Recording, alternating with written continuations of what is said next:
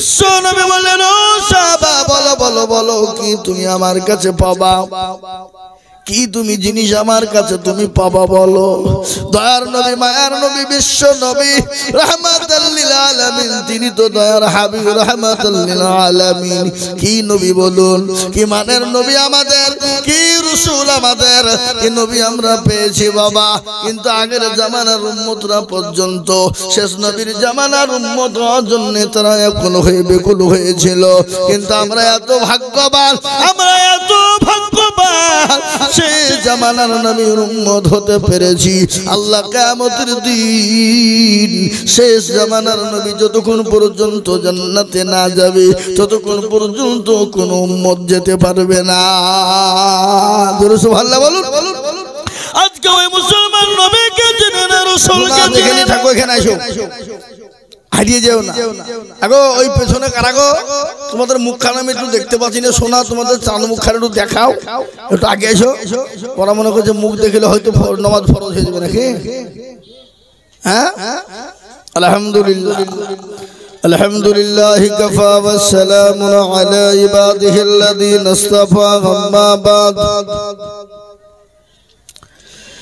فقد قال الله تبارك وتعالى في كلامه المجيد وفي الفرقان الحميد.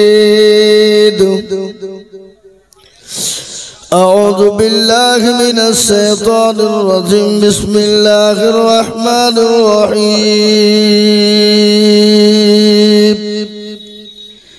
إنا نحن نزلنا الذكر وإنا له لحافظون. وقال عز وجل في موضع آخر: يا أيها الذين آمنوا هل أدلكم على تجارة تنجيكم من عذاب أليم. وقال النبي صلى الله تعالى عليه وسلم: خيركم من تعلم القرآن وعلمه، أو كما قال عليه الصلاة والتسليم. قال النبي صلى الله تعالى عليه وسلم: لا يؤمن أحدكم حتى أكون أحب إليه من والده وولده والناس أجمعين. الحمد لله. আজকের এই সভার নির্বাচিত, নির্ধারিত, মানিনীত, সম্মানিত যোগ্যতম সভাপতি সাহেব, বিজ্ঞাপিত অবিজ্ঞাপিত উলামায়ে দ্বীন, হাজরানে মজলিসের বাবা জীবন ভাইয়েরা, পদ্মার আড়ালের মায়েরা, খালারা, জননীরা, বোনেরা, সকলকে রইল সালাম। আল্লাহ রাব্বুল ইজ্জাতের লাখো শুকরিয়া যে মহান স্রষ্টা রব্বুল আলামিন আপনাকে আমাকে বড় ভালোবেসে রহম ও করম করে দ্বীনি মজলিসে বসার তৌফিক এনায়েত করেছেন। সেই মহান আল্লাহর শানে একটু অন্তর দিয়ে বলি আলহামদুলিল্লাহ। আগেও আর একটু জোরে বলা যাবে না? তারপরে পরে প্যারা নবী, দয়ার নবী, নবীদের নবী, নবীকুলের শিরোমণি মা আমিনার লাল মরুর দুলাল তাজদারে মদিনা আহমদে মুস্তফা মুহাম্মদে মুজতবা, সকলে বলি সাল্লাল্লাহু আলাইহি ওয়াসাল্লাম। তিনার উপরে দুরূদ ও শান্তির ধারা বর্ষিত হোক, আল্লাহুম্মা আমিন। আমরা একটু দুরূদ শরীফ পড়ি বাবা। কোন দুরূদটা পড়বো? পৃথিবীর সবথেকে শ্রেষ্ঠ দরুদ কোনটা? দরুদে ইব্রাহিম। তো সকলে একবার পড়ি আল্লাহুম্মা সাল্লি আলা মুহাম্মাদ ওয়া আলা আলি মুহাম্মাদ কামা সাল্লাইতা আলা ইব্রাহিম ওয়া আলা আলি ইব্রাহিম ইন্নাকা হামিদুম মাজিদ। اللهم بارك على محمد وعلى آل محمد كما باركت على إبراهيم وعلى آل إبراهيم إنك حميد مجيد الحمد لله जी ये मजलिस बहुत गुरुत्वपूर्ण मजलिस ये मजलिसের চতুর্দিকে ঘিরে নিয়ে দাঁড়িয়ে কারা গো আল্লাহর ফেরেশতারা যখনই মজমা শেষ হয়ে যাবে ফেরেশতারা চলে যাবেন কার দরবারে আল্লাহ আল্লাহ জানা সত্ত্বেও বলবে কোথা ছিলি এবার আজকে এখানে জলসা হচ্ছে এটা আল্লাহ জানে না কথা বলেন কেন জানে না তারপরে বলে কোথা ছিলি আল্লাহ অমুক জায়গায় বলে কেন দেখলাম তোমার বান্দা বান্দিরা বসা বলে কিসের জন্য আল্লাহ জাহান্নাম বড় ভয়ঙ্কর জায়গা আল্লাহ ওই জাহান্নাম থেকে বাঁচার জন্য আর জান্নাতে আসাতে তো আল্লাহ বলবে তারা দেখেছে বলে না যদি দেখতো আল্লাহ যদি দেখতে পেত তো দুনিয়ার সমস্ত কাজকে ফেলে দিয়ে তোমার গুণগানে তারা লিপ্ত থেকে যেত আল্লাহ বলে শোন ওই মজলিসে বসার কারণে আল্লাহ আমি তাদের জাহান্নাম হারাম করে দিলাম এবং জান্নাতকে ওয়াজিব করে দিলাম জোরে বলুন সুবহানাল্লাহ এ বাবা আল্লাহ যদি আমাদেরকে জান্নাত দিয়ে দেয় তো আমাদের বেড়া পার নাকি বুঝেন আপনারা বলুন পার কি না এ বাবা দুনিয়া এই দুনিয়া নয় বা আরেকটা দুনিয়া আছে আছে না নাই হ্যাঁ দুটো জায়গায় একটার নাম হলো ইহকাল আর আরেকটার নাম হলো পরকাল ইহকালটা কিছুদিন পরকালটা চিরস্থায়ী যার কোনো শেষ বা কোনো সীমানা নাই বাবা অনাদি অনন্তকাল থাকতে হবে সে জায়গাটার নাম কি জোরে বলুন না কেন না আপনারা মনে করছেন অনাদি অনন্তকাল আমরা এই দুনিয়াতে থাকবো নাকি আমরা মরবো না অমর হয়েছি এ বাবা না এই দুনিয়া কিছুদিনের জিন্দেগি আমাদের ক্ষণস্থায়ী জিন্দেগি 50, 60, 70, 80 আমরা এখানে যারা বসে আছি বাবা 100 বছর বাঁচবো এই গ্যারান্টি কারো আছে কেউ বলতে পারবে যে আমি হুজুর 100 বছর বাঁচবই আমার গ্যারান্টি বলুন দেখি কার বাপের ক্ষমতা আছে নট গ্যারান্টি কখন কে কোন সময় যাবে আর কার কোন সময়ে মৃত্যু হবে একমাত্র তিনিই ভালো জানেন তিনি হলেন কে আর একটু জোরে বলুন কে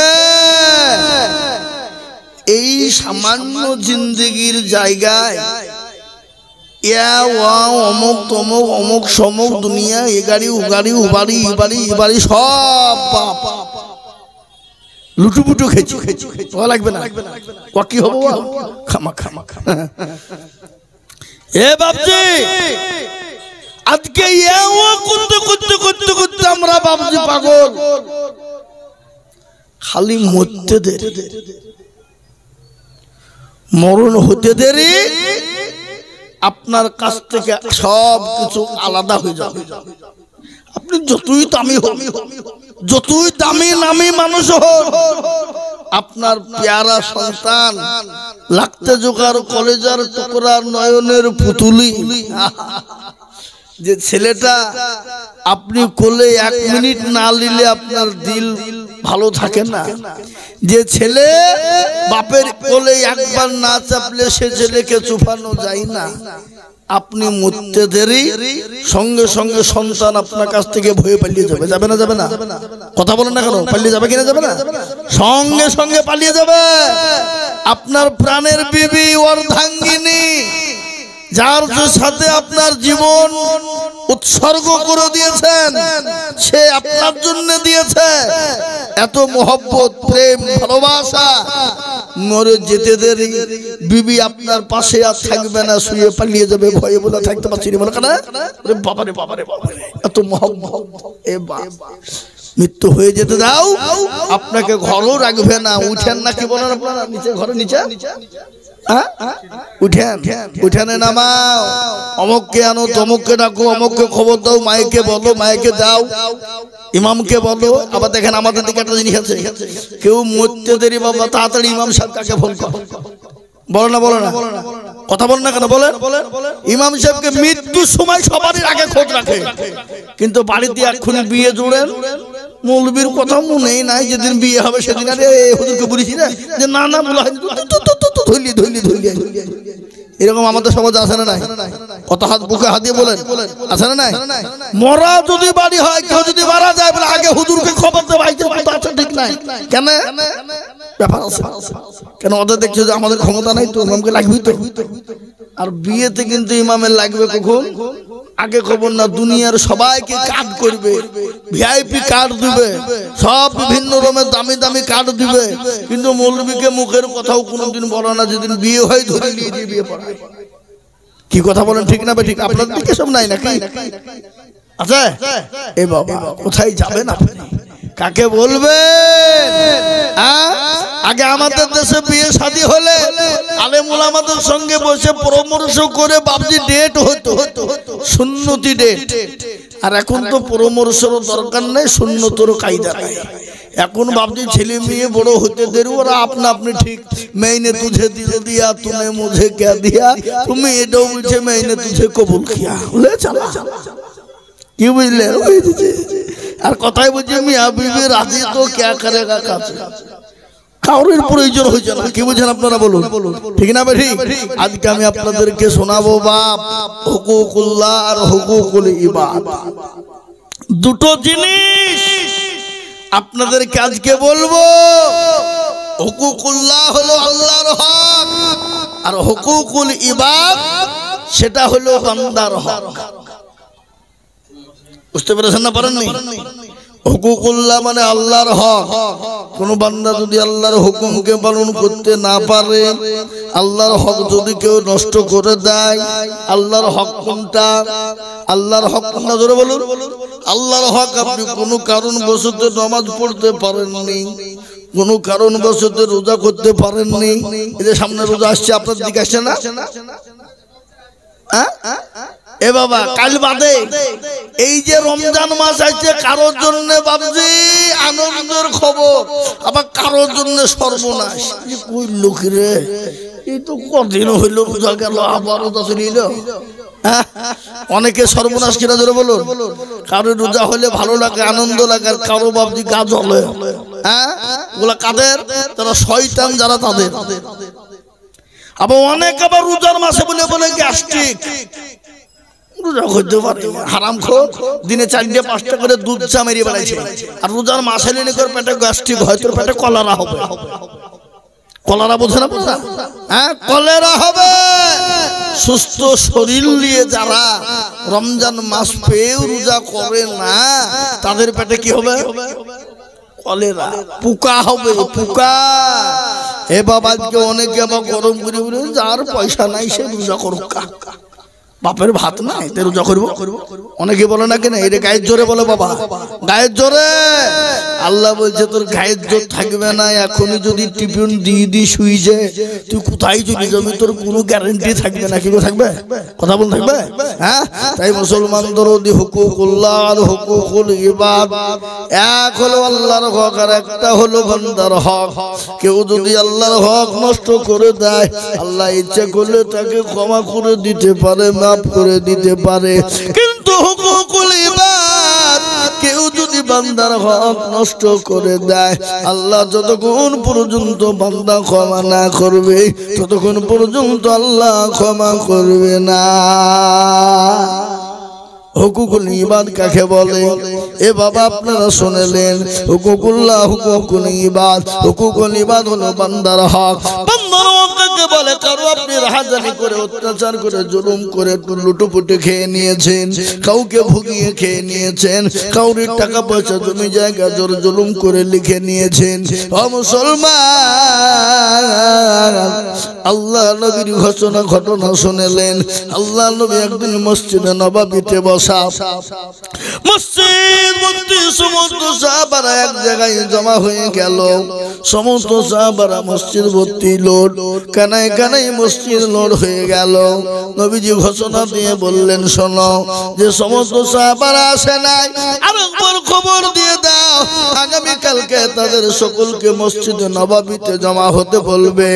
সমস্ত সাহাবাদেরকে বলা হলো, সমস্ত সাহাবারা এক জায়গায় বসে গেলেন।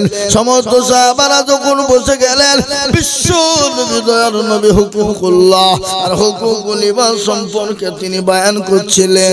বলে হুকুকুল্লাহ সেটা হলো আল্লাহর হক, কেউ যদি মেরে দেয় আল্লাহ ইচ্ছা করলে ক্ষমা করে দিতে পারে, কিন্তু হুকুকুল ইবাদ যতক্ষণ পর্যন্ত বান্দা ক্ষমা না করবে আল্লাহ ততক্ষণ পর্যন্ত তাকে ক্ষমা করবে না। তুমি যতই নামাজি হও, তাহাজ্জুদ গুজারনেওয়ালা হও, বান্দা যতক্ষণ ক্ষমা না করবে আল্লাহ ততক্ষণ পর্যন্ত ক্ষমা করবে না। বিশ্ব নবী বললেন, ও সাহাবারা, আজকে হক আদায় করার সময় এসেছে। কেউ যদি আমার উপর তোমাদের হক থাকে, আমি নবী বলি তোমাদেরকে আজকে হক আদায় করে দিব। বলো, কেউ কি আমার উপর তোমাদের কারো হক আছে?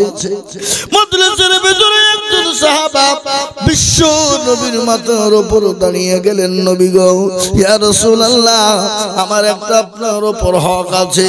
নবী গো, আপনি যখন হক আদায় করব বলেছেন, দয়া করে আপনি আমার হকটা আদায় করে দেন গো রাসূল। সাহাবারা অবাক, এই বেটা বলছে কি রে? হ্যাঁ, এই বেটা বলছে কি রে? নবীর কাছে হক আদায় করব?